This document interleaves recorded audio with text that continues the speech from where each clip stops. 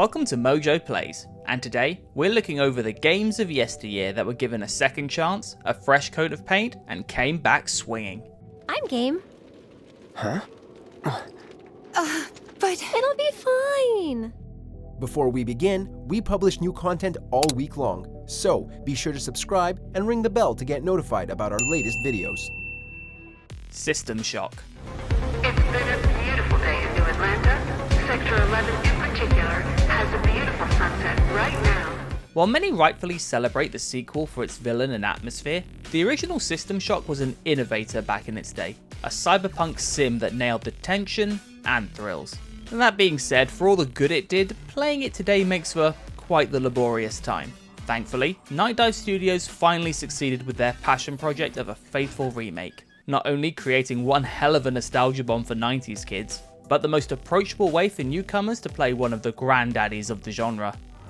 And we will soon have a perfected strain that will consume the earth, allowing me to reshape the insects in my perfect image.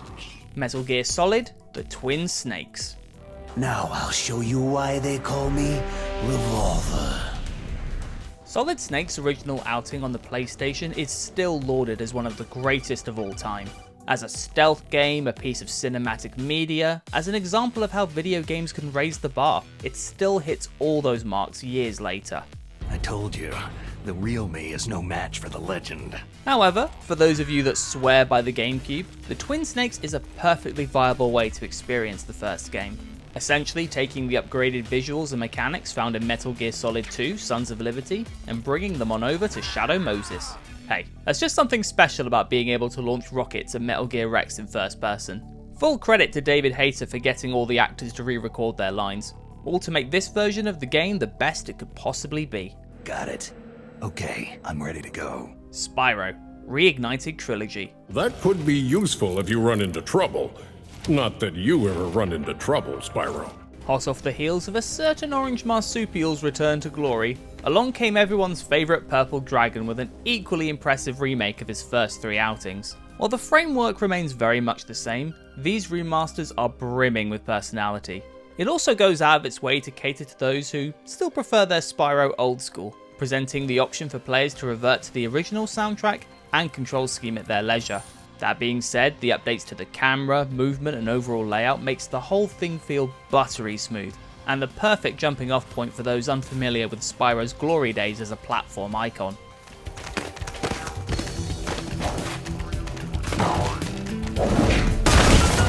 Resident Evil 4. I'm sure you boys didn't come all the way out here to roast marshmallows. Maybe you did. The remake of the first Resident Evil game was a solid effort to adapt one of the true game changers for the current times. Resident Evil 2 was an unexpected juggernaut that unironically brought the franchise back from the dead. We didn't think it could get any better, nor did it have a hope in hell of beating the original Resident Evil 4, given its place in the gaming pantheon. We were wrong on both accounts. The RE4 remake is astounding on every level. The quality of life changes, introduction of a parry mechanic, Leon's god-tier hair. All of it melded together so seamlessly that it now stands as the greatest game to bear the Resident Evil name. That hurts, you know? It seemed like you really wanted to talk. How observant, senor. Dead Space.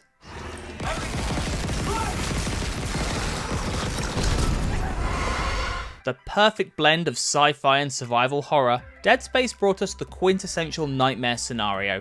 What happens when you're trapped on a derelict spaceship filled with undead monsters? The answer? Blast your way out with whatever you can get your hands on. The remake doubled down on this by making sure the gameplay was just as sublime as the fear factor, especially when it came to its haunting audio design and unsettling visuals. Pair that with Isaac actually being given a voice, side missions that added more weight to the story, and an alternative ending for those willing to brave New Game Plus, and you've got a terrifying spectacle of a game. Persona 3 Reload. Often touted as the darkest entry of this beloved RPG series, Persona 3 already had a huge following, although newcomers didn't exactly have the easiest time jumping in, given the splendour of Persona 5 and all of its touch-ups. And then along came Reload, which has since blown many a fan out of the water. Everything a Persona fan can love is right here. A killer cast of companions you will come to adore. Addictive social sim elements. A seemingly never-ending barrage of personas to unlock and command. And a storyline unafraid of tackling some brutal questions on the nature of death. Plus, they removed the fatigue factor. Hallelujah. It's hard to say if Reload knocks Royal off its perch, but it's damn close.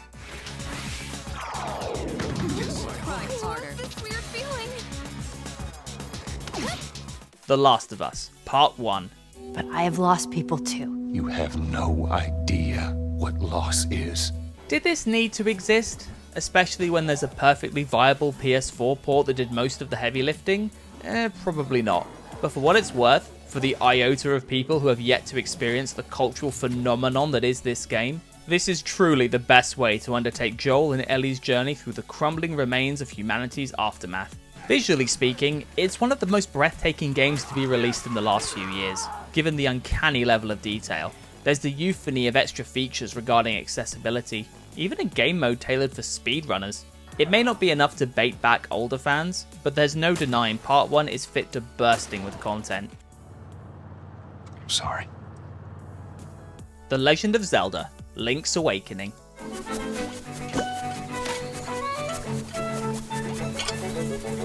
While Breath of the Wild helped place Link back on top, we can't forget that in the shadow of its masterful open world adventure, there was this delightful little outing.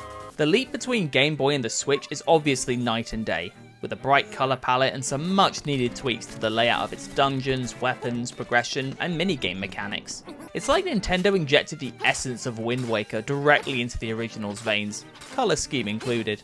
The result was a short yet sweet adventure that deserves to stand alongside Zelda's greatest hits.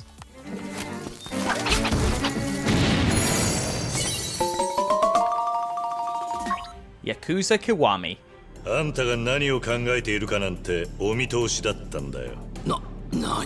After the thunderous success of Yakuza 0, it was only a matter of time before the original entries were spruced up a bit. And let's be honest, they really needed it. Especially when it came to the first game. The first Kiwami did exactly what it needed to do in retelling Kiryu's story, whilst improving the combat tremendously, alongside shipping over many of the features that made Zero such a hit, especially when it came to the sub-stories. Like any good Yakuza game, it knows when to bring the drama, and when to beat us over the head with its comic absurdity. And yes, we are talking about Majima.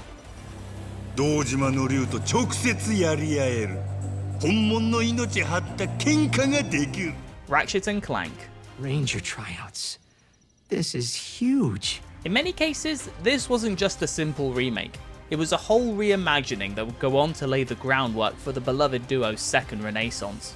While a few locations were cut out and Ratchet was much less of a hard case, the feel of the game was silken, especially when it came to the traversal, and unleashing hell with the Lombax's myriad of guns. While this would be perfected in Rift Apart, there's so much fun to be had seeing Ratchet take on earlier iterations of Dr. Nefarious, Drek, and Captain Quark.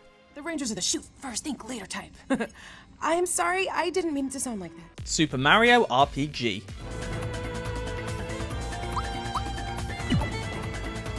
Nintendo's iconic plumber seems to be on a bit of a winning streak as of late. Between his billion-dollar earning film and the success of Super Mario Bros. Wonder, he's also had one of his earliest titles get a much-needed makeover.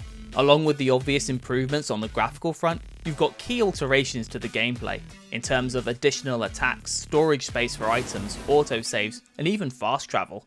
You can even go back and find treasures you missed without fear of them being lost forever. If you're the slightest bit curious about how Mario handles himself in a turn-based adventure, and can't bear the wait for the Thousand Year Door remake, then this is the one for you.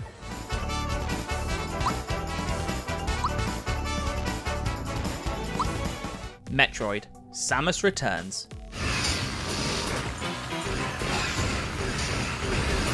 Remakes and remasters have always been very kind to Samus, and while the glow-up that Metroid Prime received was fantastic in every regard, Samus Returns gave new life to one of its most archaic entries, nailing it to such an extent that it would pave the way for other epic 2.5 side-scrollers, such as Metroid Dread. The ability to blast away foes from any angle, the addition of fast travel, as well as being able to counter with melee attacks, became the new norm. and Samus has been all the better for it ever since. Halo, the Master Chief Collection. Just one question. What if you miss? I won't. While many may lament the current state of Halo, back in its glory days, it was truly the pinnacle of both casual and hardcore gaming culture, with the Master Chief Collection being a reflection of its greatness. Containing the anniversary edition of Halo Combat Evolved, Halo 2, Halo ODST, Halo 3, Halo Reach, and Halo 4, you'd think that would be it.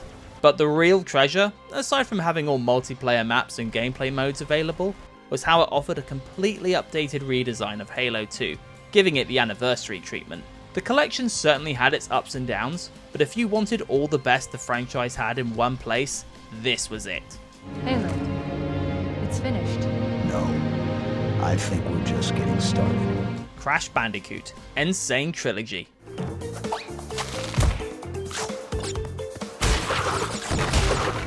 After lumbering in mediocrity and failure for so long, this remake single-handedly put Crash back on the map, for all the right reasons. The first 3 Crash games are seminal when it comes to their level design and platforming, and the N Sane remake perfectly captures their classic feel.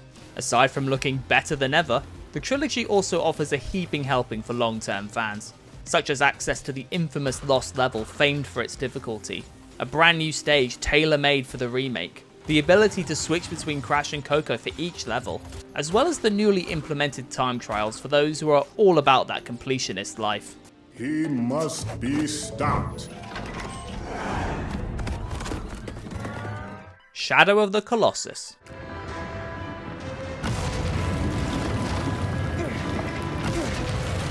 While it's gone through its own set of remasters over the years, what Bluepoint Games did for this exquisite game was downright magical. The rework controls certainly helped, but what made this remake excel was how it captured the sense of scale and tone that made Shadow of the Colossus such a landmark to begin with. The designs of the Colossi, detail of the environment, the impact of their movements, it's so well handled that it's no wonder Bluepoint went on to make a name for themselves by making remakes that bordered on the transcendental.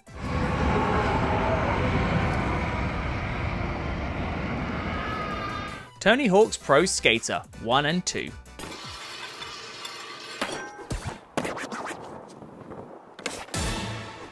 If there was something that Tony Hawk needed in order to reclaim some manner of credibility following a slew of bad installments, it was to go back to what made the franchise a household name, and Pro Skater 1 and 2 did just that.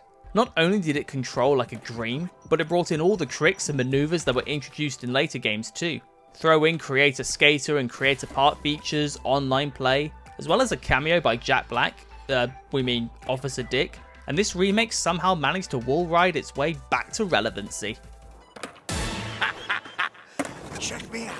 Pokemon Heart Gold and Soul Silver.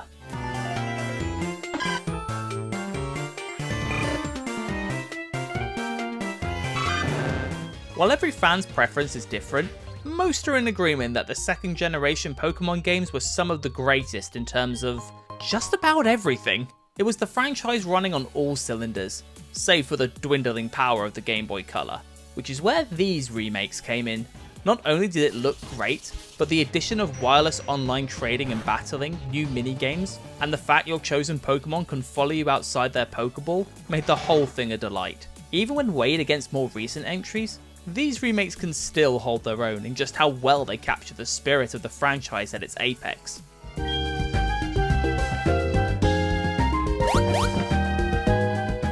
Demon Souls.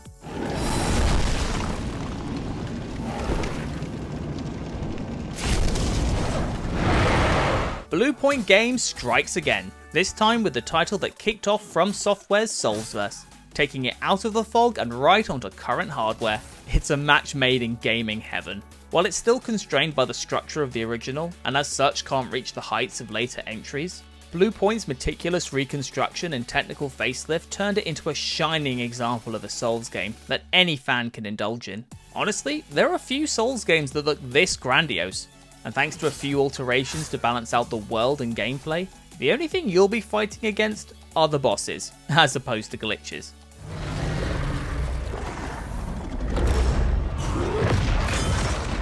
Black Mesa.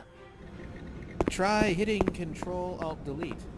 Half-Life, and by extension all things Gordon Freeman, has easily cemented itself as one of the most acclaimed and beloved titles within the medium.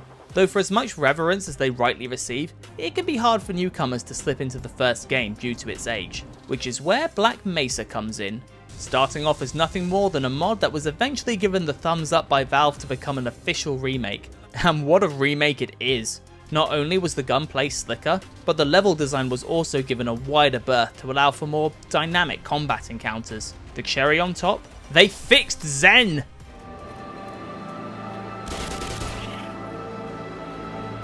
Final Fantasy VII Remake and Rebirth. You're just being modest. After you. Mind letting me go then?